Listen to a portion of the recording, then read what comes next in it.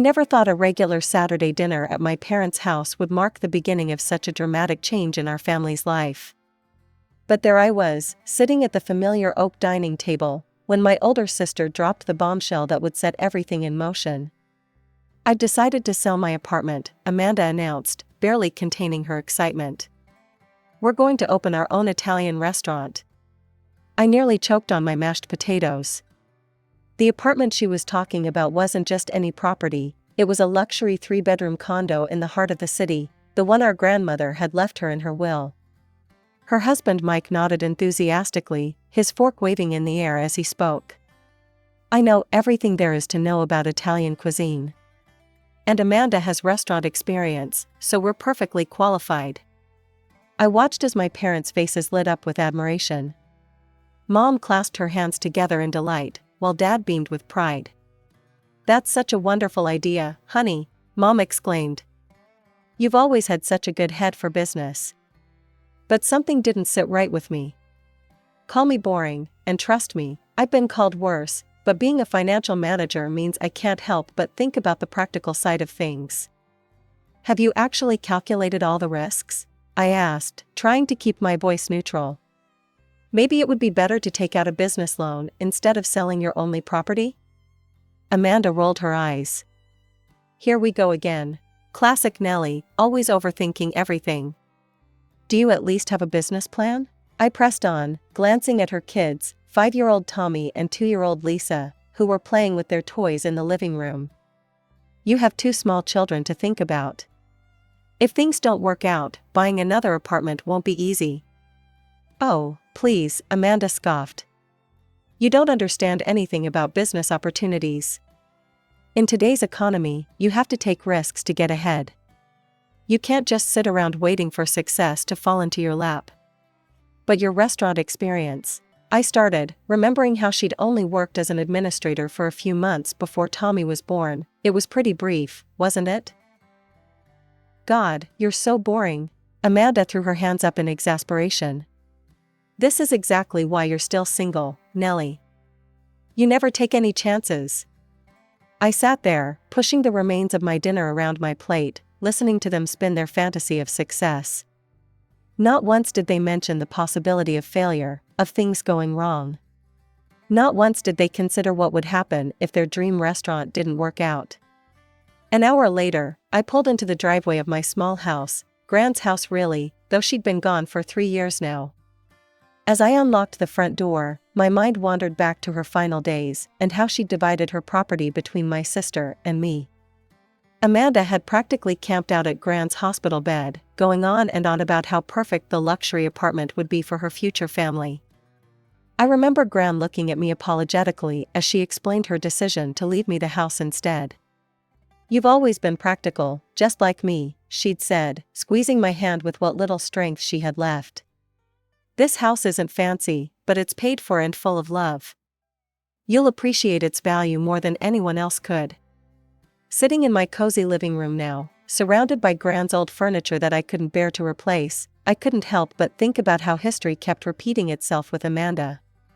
The memory of her childhood tantrums came flooding back, the time she screamed for 2 hours straight because Mom bought her the wrong color bicycle, or when she threw herself on the floor of the mall because Dad wouldn't buy her a second pair of designer jeans.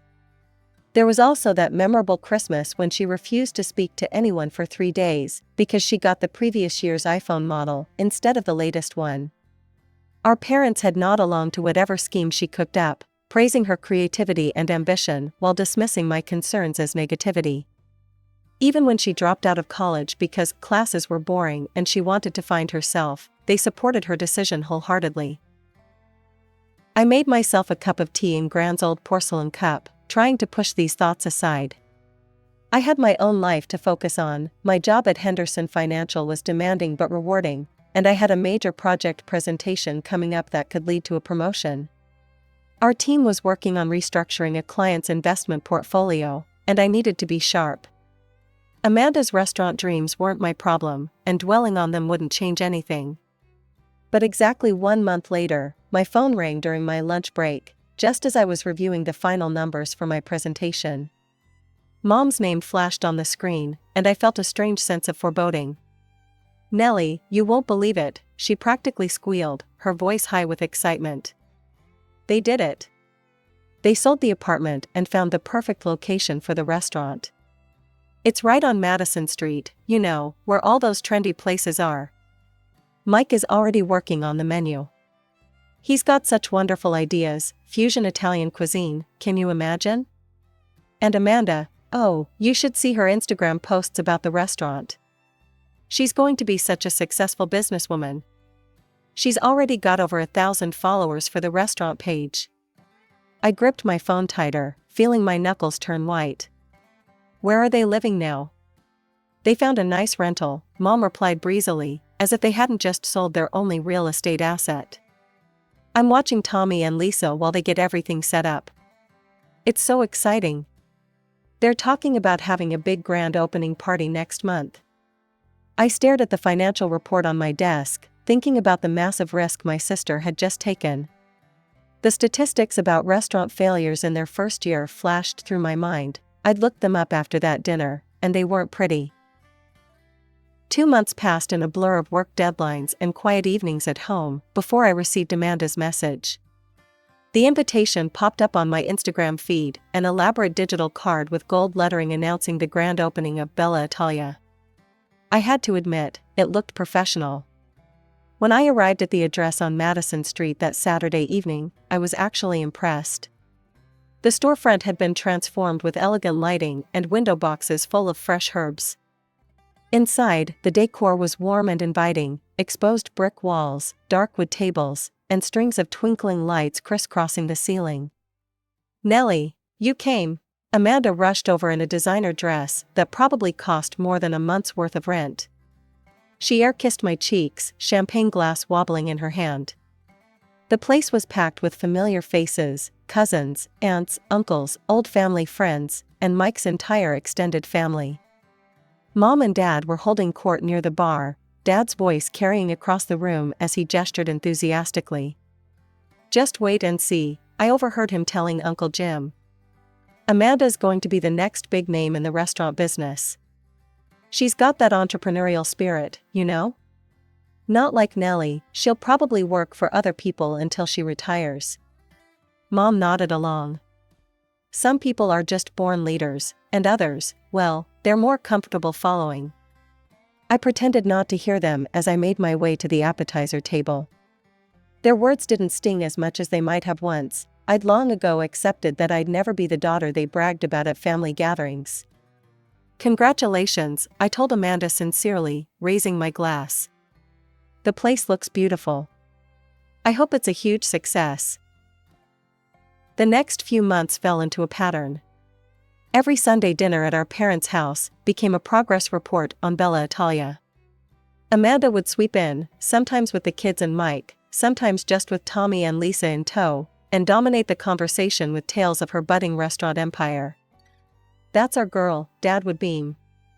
Always knew she had it in her to be a successful entrepreneur. It's in her blood. Mom would inevitably chime in with, not everyone has that drive, shooting meaningful glances my way. Amanda would smirk at me across the table, that same superior look she'd had since we were kids, and she'd gotten her way yet again. But one evening, when the conversation turned to actual numbers, I couldn't help myself. How's the revenue looking?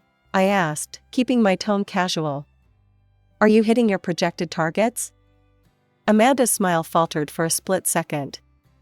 Oh, you know how it is with new restaurants, she said, waving her hand dismissively. We're still building our customer base. But we'll be self-sufficient any day now, and then the profits will really start rolling in. Something in her voice made me think of a time in high school when she'd insisted everything was fine with her grades, right up until she failed 3 classes. But I kept that thought to myself and just nodded, taking another bite of Mom's pot roast. The spring evening started like any other Sunday dinner, with Mom's cooking filling the house with familiar aromas and Dad telling his same old jokes. Then Amanda cleared her throat and grabbed Mike's hand. We have some news, she announced, beaming. I'm pregnant. Baby number 3 is on the way. Mom burst into tears of joy, Dad started talking about another grandchild to spoil, and Mike sat there grinning like he'd just won the lottery. Tommy and Lisa jumped around the table, chanting, "Baby, baby." I set down my fork, choosing my words carefully. "Are you sure this is the best timing? With the restaurant still getting established and everything?" The room went silent. "You'd think I'd just suggested selling Tommy and Lisa to the circus." "Nellie," Mom's voice could have cut glass. "How dare you? A baby is always a blessing." Besides, she added with that particular tone she reserved for discussing my personal life, "You'd understand if you had any children of your own. Or a husband. You're 30 now, you know. Not getting any younger." 8 months later, little Emily joined the family. She was beautiful, with Amanda's blue eyes and Mike's dark hair. But while everyone was cooing over the new addition, I couldn't help but notice the strain showing around my sister's eyes, the way Mike kept checking his phone with an increasingly worried expression. The truth finally came out 3 months after Emily's birth, during another family dinner. Amanda looked exhausted, dark circles under her eyes visible despite her makeup, while Mike had traded his usual confident swagger for nervous fidgeting. "We're having some challenges at the restaurant," Amanda admitted, pushing her food around her plate. The word seemed to physically pain her. "The staff turnover is killing us. We've gone through 6 different head chefs because Mike keeps wanting to innovate with the menu." She took a shaky breath. "We've had to take out a business loan just to keep things running. The numbers they're not what we projected." I sat there in silence, remembering all my questions about their business plan from that first dinner. The loan they should have taken instead of selling the apartment. The risks I'd warned them about. But I didn't say any of it. The next 6 months were like watching a slow-motion car crash. Every week brought new problems at Bella Italia. First, the lunch crowd dwindled to nothing. Then the evening reservations started to dry up. The restaurant's Instagram page, once full of beautifully plated dishes and smiling customers, went quiet. The last post was a sad 2-for-1 Tuesday promotion that got 3 likes. I heard most of it through Mom's daily phone calls to update me on the situation. How they had to let go of half the staff. How they started closing on Mondays to cut costs. How Mike got into a shouting match with their last remaining chef over putting sushi rolls on their Italian menu. "They're just having a rough patch," Mom would insist. "Every new business goes through this." But it wasn't just a rough patch. By spring, the writing was on the wall in bright, neon letters. The restaurant's debts had piled up like autumn leaves, unpaid suppliers, late rent, mounting tax bills. The final blow came when their main investor pulled out, leaving them with no choice but to sell Bella Italia for a fraction of what they'd invested. The sale barely covered their business debts. They still owed the bank nearly $200,000 from the loan they'd taken out. Amanda, Mike, and their 3 kids, Tommy now 8, Lisa 5, and little Emily just turning 1, were left with nothing. No home, no income, and a mountain of debt. I almost skipped the next Saturday dinner. Something in Mom's voice when she called to remind me about it set off warning bells. But I went anyway, pulling up to their house just as the spring sun was setting. The atmosphere hit me the moment I walked in. Mom and Dad sat ramrod straight in their usual chairs. Amanda and Mike were there too, the kids playing quietly in the corner, unusually subdued for them. Emily was asleep in her carrier, while Tommy and Lisa seemed to sense the tension in the room, focusing intently on their tablets. I hadn't even settled properly into my chair when Dad cleared his throat. "Nellie, we've made a decision." The way he said "we" made my stomach clench. "Your sister and her family need a place to stay," Mom jumped in. "You have that big house all to yourself." I felt like I'd walked into an ambush. "What?" "We need to move in with you," Amanda stated, as if she was telling me the weather forecast. "Temporarily, of course." My mouth went dry. How long is temporarily?"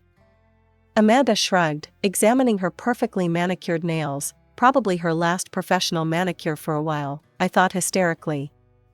"Hard to say. I can't work, obviously. Not with 3 small children to take care of. And Mike needs time to find the right position. I'm not going to flip burgers somewhere, Mike interjected, puffing up his chest. I was a business owner. I need something at an executive level. So we'll need to stay with you for a few years, Amanda continued, as if discussing borrowing a cup of sugar. It's not like you're using all that space anyway. And let's be honest, Nellie, you're not getting any younger. The chances of you getting married and having kids are getting pretty slim. You're already 30, and you spend all your time working. I sat there, stunned into silence by my sister's breathtaking arrogance. The casual cruelty of her words hung in the air like poison, made worse by our parents' nodding heads.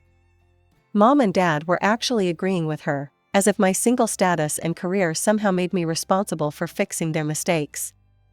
I pushed my chair back and stood up, the leg scraping against the floor with a harsh sound that made everyone jump. No. What do you mean, no? Amanda asked, genuine confusion in her voice. The concept of me refusing her anything was apparently foreign to her. I mean no. You're not moving into my house. My voice was steady, calmer than I felt. Not for a few years, not for a few months, not at all. The silence that followed was deafening. I could actually hear the tick of Mom's ancient kitchen clock, marking the seconds. Tommy and Lisa looked up from their tablets, sensing the tension in the room.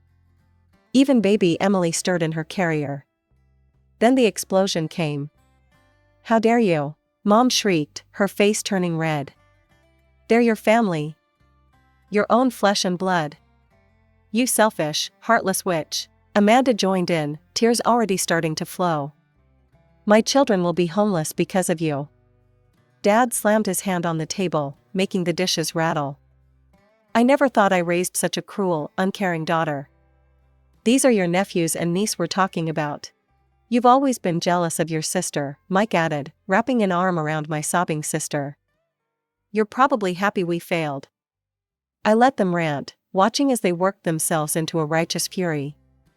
The accusations flew thick and fast. I was heartless, cruel, selfish, bitter, jealous. A terrible aunt. A disappointment as a daughter. A failure as a woman. When they finally ran out of steam, I spoke, my voice still perfectly calm. You know who could take them in? You could, Mom and Dad. Since you supported their brilliant business plan so enthusiastically. Since you cheered them on when they sold their only home. Since you told them what a wonderful idea it all was. Mom's mouth opened and closed like a fish out of water. Dad started to sputter something about their house being too small, but I cut him off. I warned you all, I continued, reaching for my coat. I warned you about selling the apartment. I warned you about starting a business without a proper plan. I warned you about the risks. Not one of you listened. Not one of you even considered that I might know what I was talking about. And now that everything I predicted has come true, you expect me to clean up your mess? I buttoned my coat with steady hands. You made your decisions. All of you. You chose not to listen to reason. You chose to ignore every warning sign. You chose to risk everything on a dream with no foundation. And now you're facing the consequences of those choices. I walked out into the cool evening air, closing the door on their protests. As I got into my car, I could still hear them shouting through the windows, their voices a chorus of outrage and disbelief. The harassment started within hours of me leaving my parents' house. First came the guilt trip texts from Mom. How can you sleep at night knowing your nieces and nephew might end up homeless? Then Dad's angry voicemails about family duty and responsibility.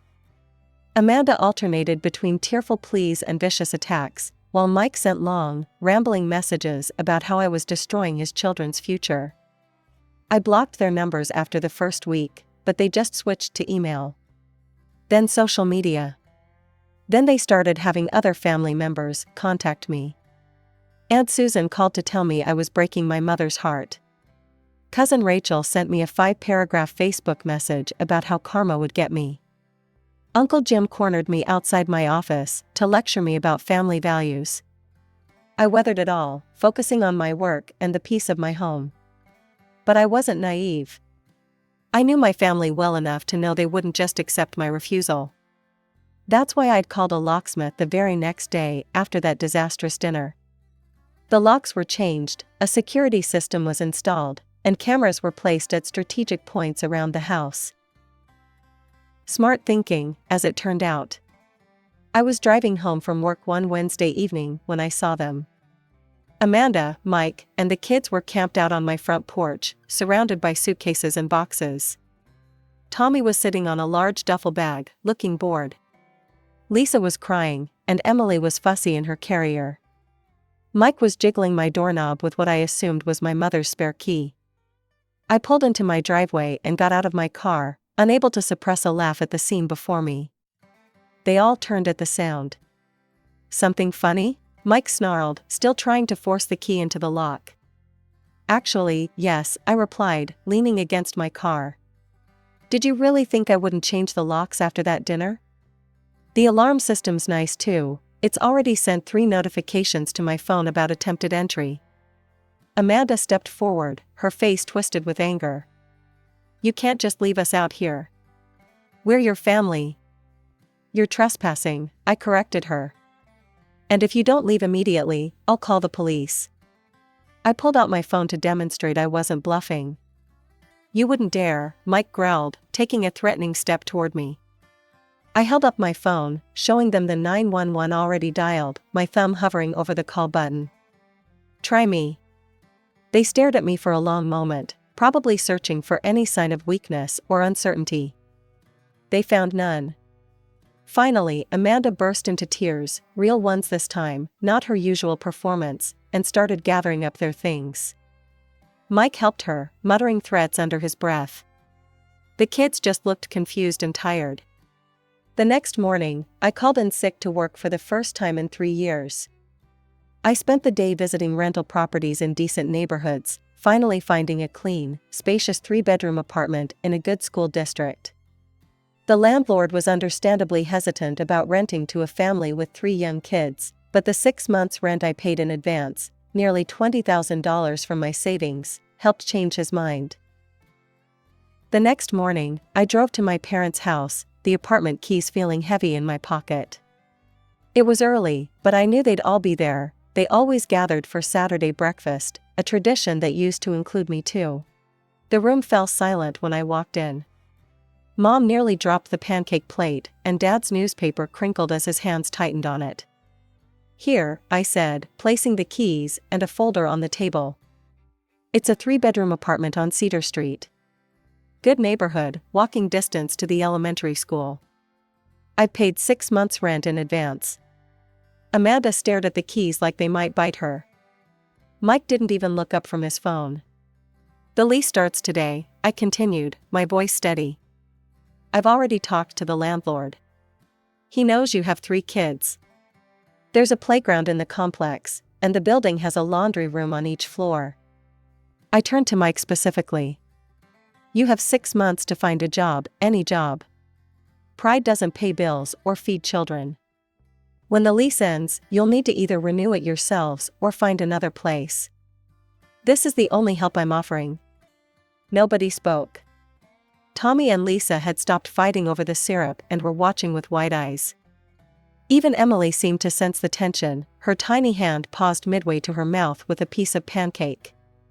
"That's it?" Amanda finally asked, her voice bitter. "You think throwing money at us makes up for turning your back on family?" I looked at my sister, really looked at her.